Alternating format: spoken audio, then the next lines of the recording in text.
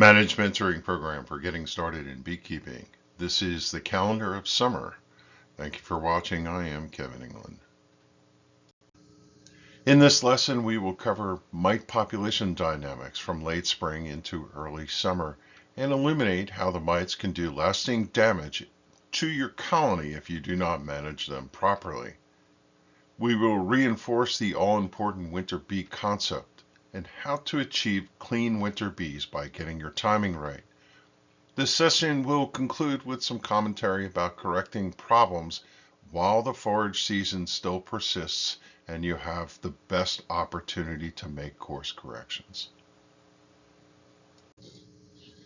The calendar of summer is focused primarily on getting your bees to an overwinter state for fall. If you do not take care of your bees in late spring and early summer, you stand at very big risk of losing your colonies.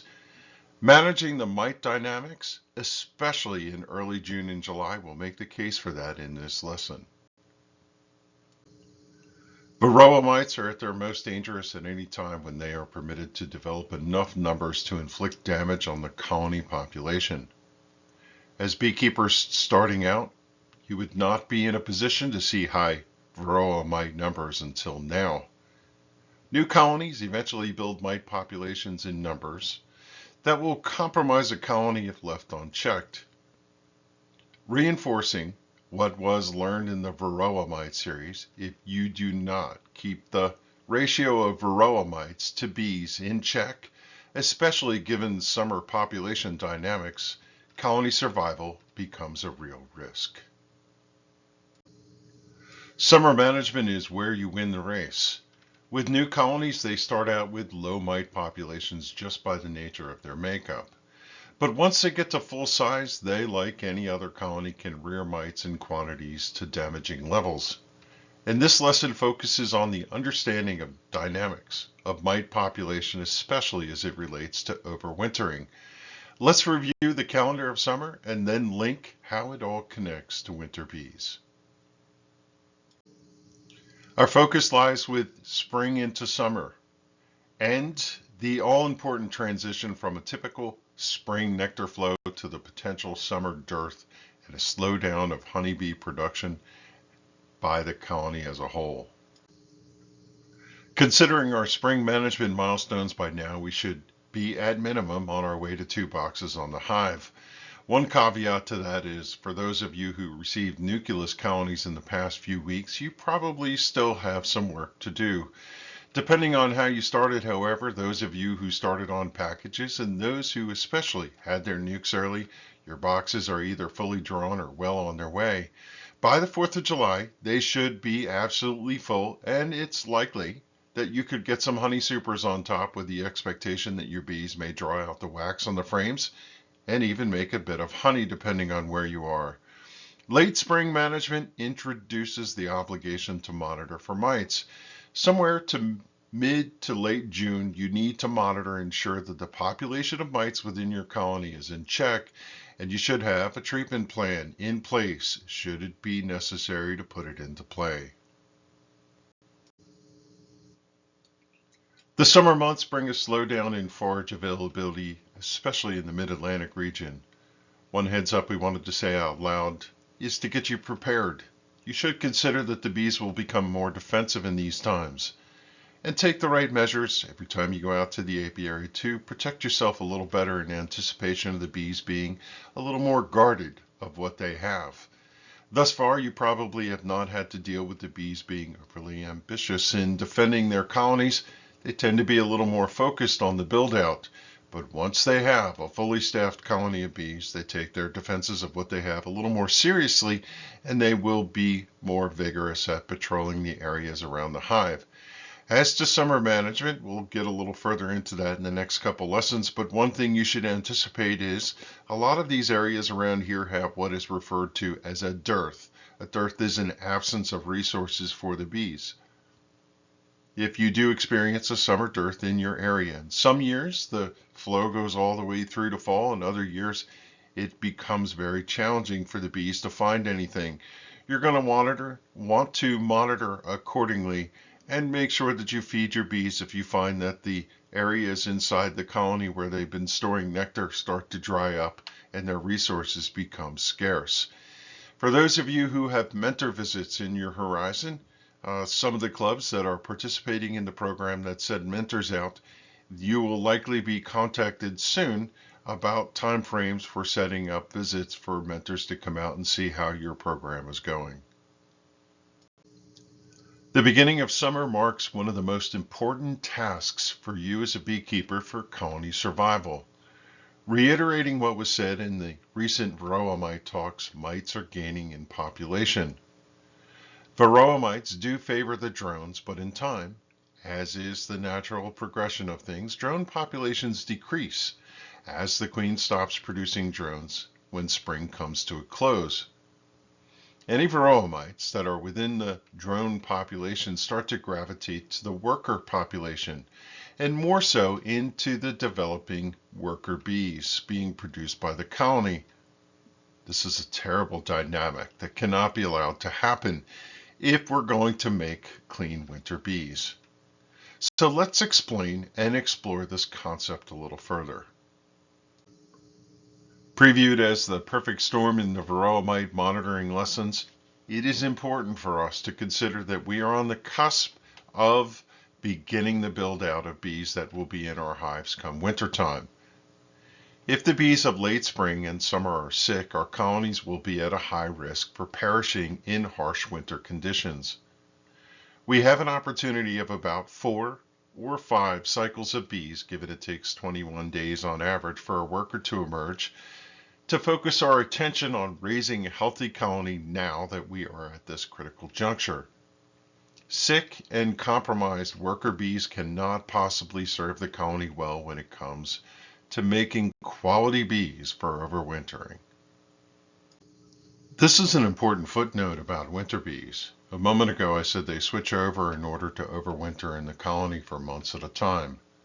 Summer bees, by nature of what they do, might measure their lifespan in weeks.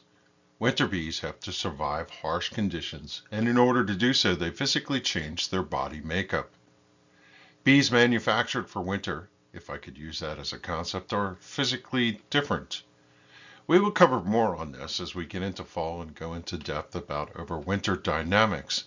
But for now, know that generally it's perceived that at some point as early as summer solstice, colonies could start out to transform the development of individual bees in anticipation of getting a colony population underway for harsh winter conditions.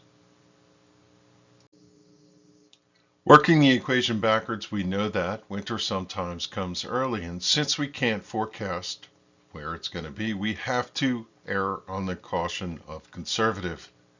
This means it could be cold November 1st in all or parts of the mid-Atlantic. It's easier to consider Halloween as a critical milestone. When we tell people you need to have your bees buttoned up, it's Halloween, which is the same thing as November 1st. Doing the math, if we subtract 84 days, that's 4 times 21, that brings us back to a critical milestone date that I want you to lock in your memory. It's August 8th. So our goal, our target, is to have clean bees starting August 8th and all the way through to Halloween. That means we have some work to do right now. If we consider treatment windows, some products like Apivar that's used in the example on the slide take up to 56 days for the application. Subtract that from August 8th and we end up with a product application date of mid-June. This should serve as a reference for all of us. When someone asks the question, when do I need to monitor and treat for my thresholds? Following this logic to its conclusion, it has to be early to mid-June on the calendar every year. Your takeaway is you need to monitor now and continue to monitor, especially in that window where drone populations are dwindling, to ensure that your bees are not being overrun by the impacts of Varroa mites in this critical window. That's going to lead to clean bees for winter from August 8th onward. Summing it all up, we have established that critical overwinter bees are built in the window from August 8th to Halloween.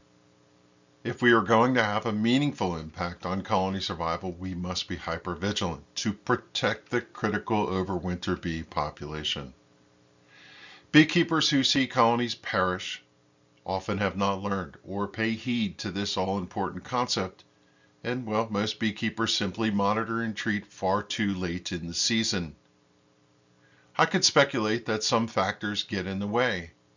Customarily, people take summer vacations or have busy summers, and some beekeepers, especially in out years, focus on pulling and harvesting honey in these windows. Keep in mind that while life happens, successful beekeeping means you're going to give gravitas to this clean winter bee concept and take the necessary steps in this critical junction of summer to ensure that your colonies are well cared for. If you miss the window to make clean winter bees, you stand a high risk of colonies perishing before the arrival of spring next year. And, well, there are not many things when it comes to beekeeping that rivals the loss of losing colonies of bees, especially ones where you have invested so much time and effort. If you're a follower of this program, then we're going to remind you one more time. It's really important that you get the outer frames of your boxes built out. If frame 1 and frame 10 are compromised and look somewhat like this one, then you have 20% of your colony space that is not in operation for bees to store and/or get through the winter. Now is the time to take any corrective measures, and in the next slide we'll talk about a couple other things, but it is critical early in June timeframe that you feed your bees and make sure that you get these built out, because your time for the bees to build out comb with the large population is running out.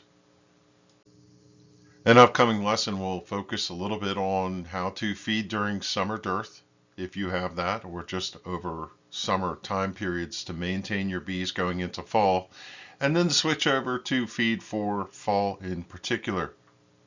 It's a good reminder to say that you should be feeding your bees as necessary. Look inside your colonies, determine if they have resources, and if they're lacking, you can top them off. We recommend top feeders for summer, 1-to-1 going through the rest of summer, and then as you'll learn in the feeding lesson, we switch over to 2-to-1 for fall storage.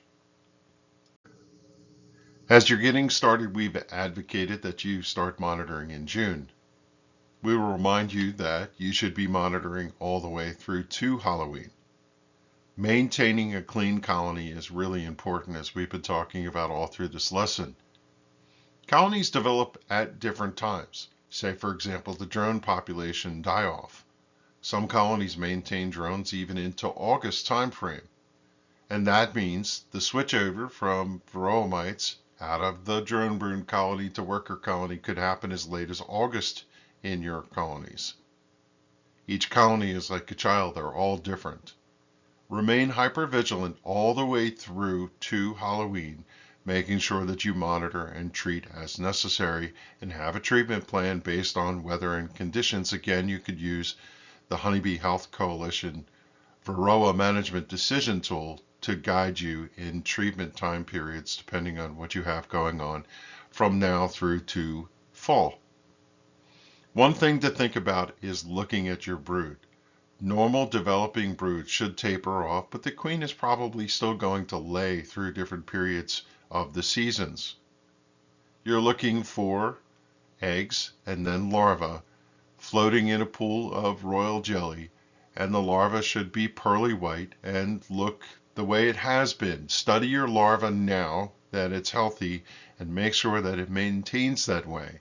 If you start to see twisted larvae, off-colored larvae, it turns ivory or yellow ochre, that's not normal, and it's signs that disease from Varroa mites are starting to inflict your colony. Watch your brood patterns through summer and into fall to make sure that you're not seeing any Varroa mite impacts. Continue to monitor your bees and watch for health all the way to the finish line of overwintering. As summer progresses, and as the next lesson is going to cover, you're probably at 2 full boxes or nearly there, and you still have a little opportunity through to mid-July, generally in the mid-Atlantic region, to build out your honey supers to get comb drawn. Some of you who started early with nukes may already be making honey and be into honey harvesting. Whatever the case that you may be, continue to feed your bees and see what you could do to build out as much honeycomb for your boxes as you can muster for the season, and make sure you take in the next lesson. If you're following the program, then hopefully you're in the large percentage of beekeepers who have things go in the right direction, but there's always a small group that has problem situations. Things are not normal. Maybe your colony got crowded and swarmed away. Maybe you had a bad queen problem from the beginning. There could be other things that have creeped into the situation. This slide is to say that you're in the final window to correct whatever you have going on. When there's a nectar flow, as there is in the mid-Atlantic region through to about mid-July, you can fix what ails your colony, but you're running out of time. If you wait till late in the season, for example, to correct the queen problem, it's difficult to find quality queens to come in and give them the time they need to recover in order to get your colony prepped for winter. If you have some sort of situation, reach out to your local bee club or come to our online session and tell us what you have going on. We'll try to consult with you to give you some guidance on how to fix the issue. The last thing to say is you need an active foraging season and plenty of new bees in order to draw comb. Do not anticipate that you're going to get to summer dearth in fall and still be able to build out any honeycomb that's going to be required for your overwinter situation. Make sure that you're feeding the bees, maintaining a healthy colony, and doing what's required to get your comb drawn out now so that your bees will have what they need from a footprint standpoint to go into winter. If you have any questions about this lesson, you can ask at our next online session. You can also send an email to the address on the slide. If you're watching from YouTube, you can leave a comment below. Click on the video to go over to YouTube if you're watching from our website. Make sure that when you're on YouTube that you click to subscribe, and thank you for watching. We'll see you at the next lesson.